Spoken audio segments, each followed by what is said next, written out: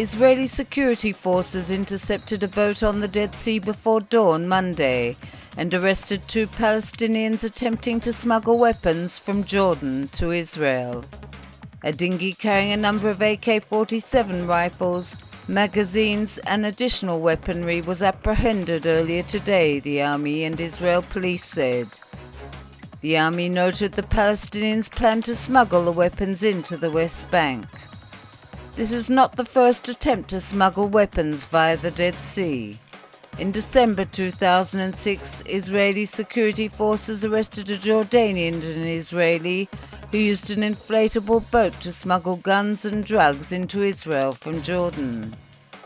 The 70-kilometre-long Dead Sea borders Israel, the West Bank and Jordan. It is only lightly patrolled and there is little boat traffic there. Israel's National Security Council has been charged with examining the annulling of the Oslo Accords as an Israeli response to the Palestinian Authority's plans to gain unilateral statehood recognition at the United Nations in September.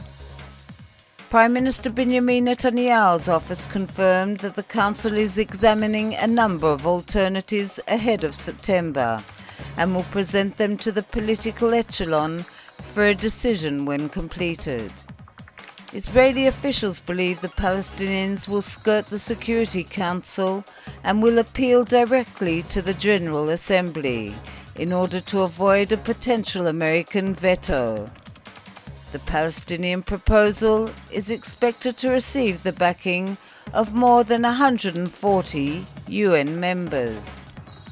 Hamas has acquired improvised rockets, explosive devices, anti-tank missiles and anti-aircraft missiles in recent months, an Israeli security official said.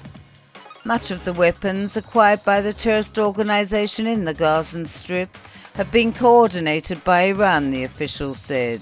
However, the recent unrest in the Arab world, such as in Libya and Egypt, have provided new alternative routes for smuggling the weapons. In the past, Iran concentrated efforts on 2 smuggling routes, from the Persian Gulf to Sudan and from there in convoys to Egypt and the Gaza Strip, and via air from Tehran to Damascus and Turkey, and then to the Syrian port of Latakia to Alexandria and on to Gaza. Iran and Hamas are concentrating large stores of weapons in the Gaza Strip and plan to transfer them to the West Bank when the opportunity arises, the official said. A Russian journalist has asked for political asylum in Israel, saying he'll be in danger if he's forced to return to his hometown.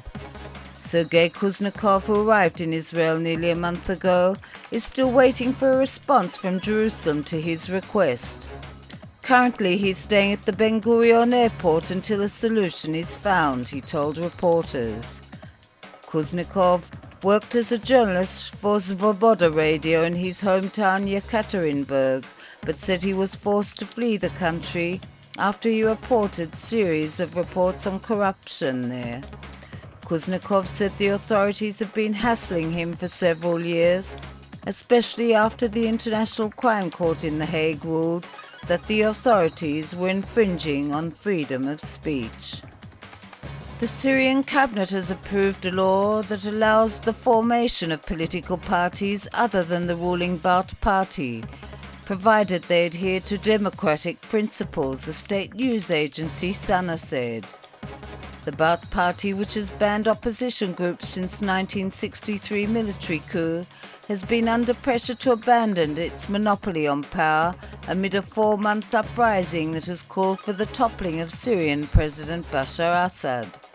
The official news agency said the establishment of any new party must be based on a commitment to the constitution, rule of law, and respect for freedom and basic rights. Over 1,600 demonstrators seeking Assad's ouster have been killed by the authorities since the beginning of anti-regime protests in March. Hundreds have been arrested.